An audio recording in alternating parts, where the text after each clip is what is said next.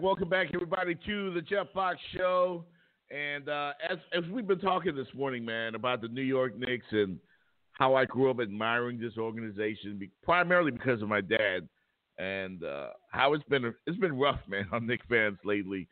And we're going to continue the talk right now as we go to the Real Man Block guest line, and we talk with Tony Williams, who is a Knicks and Jets beat writer for Metro New York, formerly a Giant beat writer for Metro New York as well, and the New York Knicks blogger for NewJersey.com. Find him on Facebook as well as Facebook.com/T-Bone8Sports, and on Twitter at T-Bone8. T-Bone, what's going on, my brother? A whole lot, my man. How you doing? What a season it's been. What the last couple of years it's been out there in the Big Apple, man. And I know you've been around this storied franchise for a lot of years. Have you ever seen it this bad?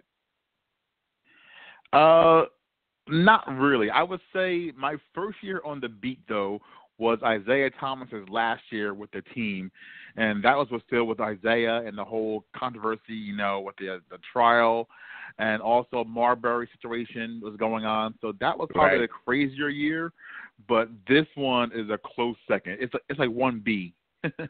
Right. And how was the reaction? I mean, I see the fans that are chanting "Free Oakley" at the games, and there's all of this negativity now surrounding the franchise, which there was some of it before.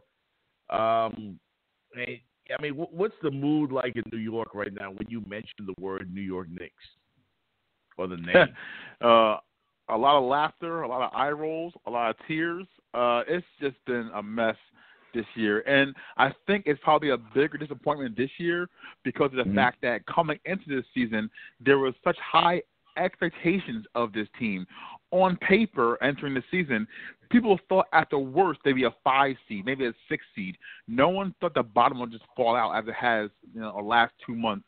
It's been amazing. Since they started 14-10, it's been just a straight plummet, and I think that's probably the biggest part for fans to spare because they showed such promise early on, and now they have what they have, which is just a dumpster fire. Yeah, and I mean, we saw Adam Silver and Michael Jordan and James Dolan and Oak get together. They try to have a little powwow session. Is there any optimism now following that meeting there, about, the way they take things from here on in? Well, I would say on Oak's side, he's still not convinced. I don't think he'll return anytime soon. He, as you know, he's waiting for an apology from the Knicks to the fans. Dolan has already apologized, I guess, pretty much to Oakley by lifting the ban, but a public apology has not happened yet to either Oakley or the fans. I think Oakley's going to hold out a little while longer. Now, there's reports that Dolan may have a Charles Oakley Day one day soon, but I don't know if Oakley even attend because it's still a tenuous situation. It's still fluid. It's still brand new and fresh for Oakley. Their pain is still there. The pain is still fresh for him. So I don't know if that will change anytime soon. But I know the fans, if you take a poll, a public opinion, fans absolutely 100% back Oakley. And I don't know if Dolan could ever win back any fans if he had any to begin with. So it's a very fluid moment right now. It is. Yeah, we're talking with Tony Williams right here on the Jeff Fox Show, Metro New York writer, of course, for the New York Knicks beat writer. And you said that Oakley showed more fight. Oakley showed more fight than the Knicks have the entire season. I mean, it just seems like there's been a black cloud over this organization, and at times they do look very, very dysfunctional.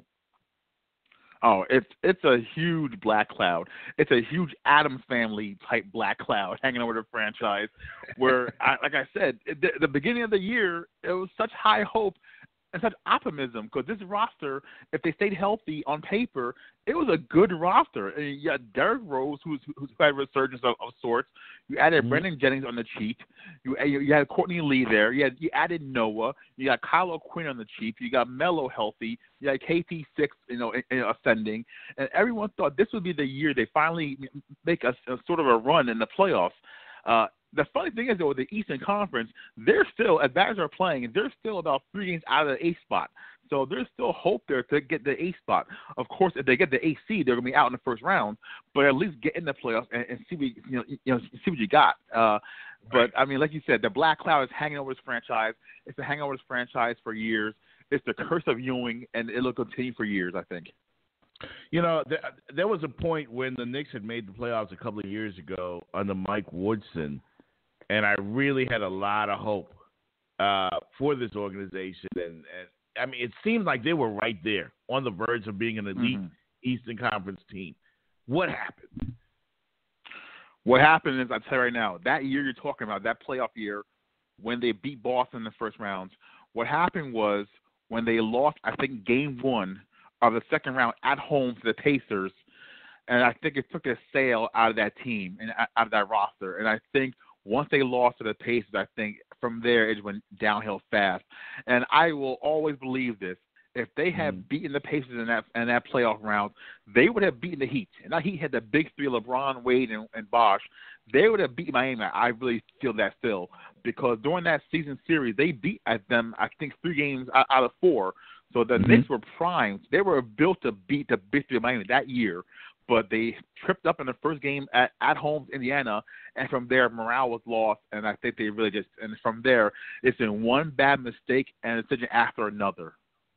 Yeah, it's just been, and at some point you hope that this whole thing turns around, because to me the Knicks are one of the marquee teams in the NBA, from a historical perspective, and you'd like to see them turn it around. But there's been this ongoing drama surrounding this franchise. Phil Jackson against Carmelo Anthony, and a lot of us out here, T-Bone, and we're talking to Tony T-Bone Williams, of course, of the a beat writer for the New York Knicks, Metro New York blogger.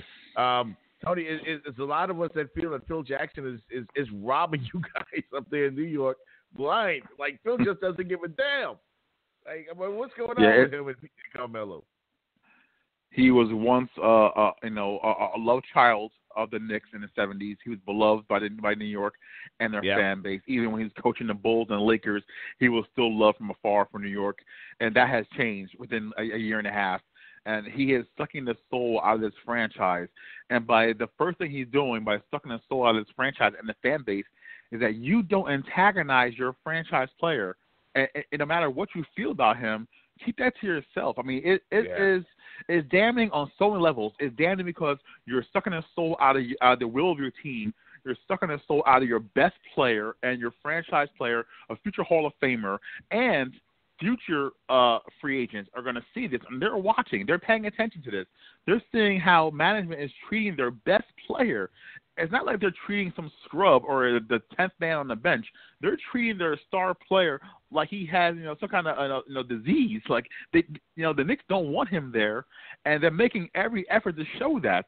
And by Dolan staying quiet and say that Phil's in charge, it just adds to the fact that free agents of the future will see this and see the dysfunction and discord and see how their leader, their team leader, franchise leader, is bullying their franchise player. It's bad. Yeah, Phil really does not look good in this instance, T-Bone. And here's something I read by following your Twitter blog, your Twitter feed. Carmelo has had 80 teammates, 5 coaches, and 2 GMs during his time with the New York Knicks. This is ridiculous. How is this Carmelo Anthony's fault? Exactly. Listen, over the years, I've been called a Melo apologist because I'm always sticking up for him. And I feel for the guy because of the fact that he has done just about everything you can ask for from your franchise player. Of course, he has his flaws. He doesn't play defense. He doesn't rebound the way he should be. He doesn't go in the blocks enough. I know there are flaws there for Melo. But at the end of the day, he is still an elite scorer. He's an all-time scorer. He's 25th in all-time scoring. He just passed Charles Barkley. So that holds weight to me. The guy does what he does very well. And what he does very well is among the all-time best at what he does. And to say that it's all his fault is ridiculous. He's a good soldier. He plays a good teammate. I know there maybe was a few dust-ups in the past, him and Jeremy Lin situation. But other than that, he's been a solid teammate. I don't care what George Karl has said about him. He's been a solid teammate and a good soldier throughout all of this. He loves New York. He's embraced New York. He wanted to come here when no free agent, hint, LeBron James, didn't want to come here and deal with the spotlight. None of these stars wanted to come and deal with the spotlight. The only guys that wanted to come here and deal with the spotlight and the pressure was Amare and Melo. Those are the only two guys that ever wanted to deal with this mess. And I think the fans embraced him. But it's sad to see that the franchise itself has never really embraced him and never really put the right parts around him and never really tried to help him and his game. And so, to me, I think it's a travesty. And I think for the fans, it's also a travesty because, you know what? You're only as good as ownership dictates. Look at any successful franchise in any – you're only as good as upper management allows you to be, ownership, the president, the GM. If that upstairs is trash, you're going to have a trash product. I mean, I can't name any great, successful, long-term franchise that had terrible ownership or terrible GM or presidency. So you're only as good as upper echelon of your front office, and it's not Melo's fault. You are absolutely right, sir. I mean, when you look at the New York Knicks and the way this franchise has been run, there's absolutely nothing that Carmelo Anthony, I think, could have done. I'm a Melo apologist myself because I look what this guy does when it comes to not just what he does on the court, but what he does off the court in regards to social activism and a lot of the stuff that he's not afraid to talk about or to become a part of. And to give Melo credit, the whole time with all of this drama regarding Phil Jackson, he's been pretty tame in all of this, Tony. He has been, I tweeted, has dealt with this with so much class. It hurts Phil even more because Phil's coming out looking like the petty ass. He's coming out really bad out of this, Phil. And I know he has a 13 rings, 11 as a coach, 2 as a player, but he's coming off really petty and small, and it's tarnishing his legacy. And at the same time, it's actually helping Melo around the league, around the media types. He's really coming out shining out of this, and the few fans that boo him, they don't represent I think the maximum majority of the Knicks fans. The vast majority of the Knicks fans, I would say, it's like 80-20 pro Melo. The 20% you hear booing at the Garden, they don't represent I think true Knicks fans. Knicks fans, they really see who the antagonist is and who the protagonist is. And they know that Phil right now is the ultimate antagonist. He's loved the tweak guys. He's done it his whole career, and he's doing it now at a full level because he has full control of a roster where he thinks he controls him. But, Melo has the no trade clause, one of only 2 players in the league other than Dirk Nowitzki that has a no trade clause. So really, Phil has no hands. But Phil's coming off really petty because he knows he has no hands. Yeah. So what's next with this team? I mean, you got on the road tonight, right?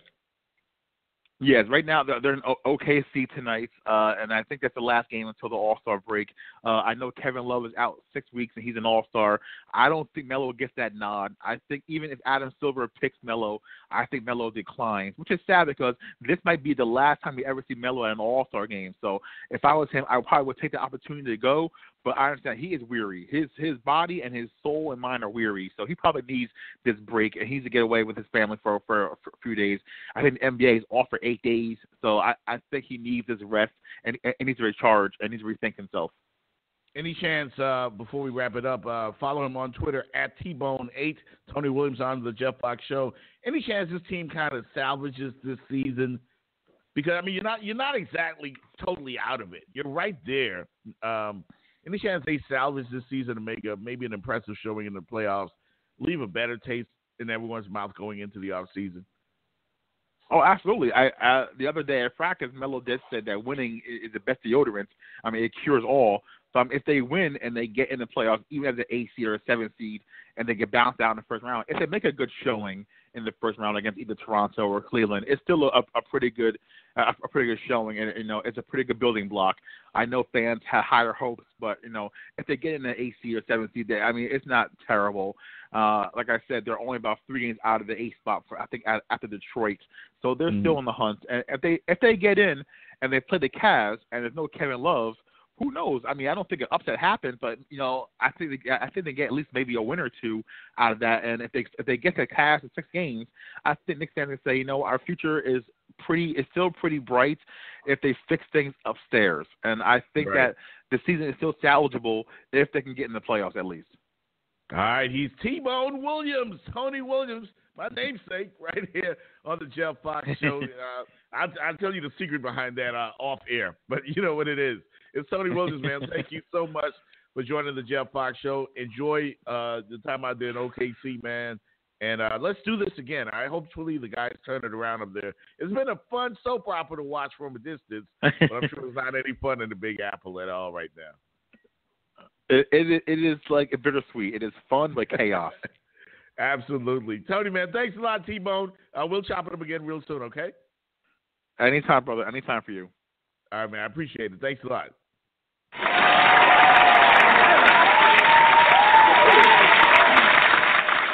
Tony T-Bone Williams, man. We'll be back with more right here on the Jeff Fox Show.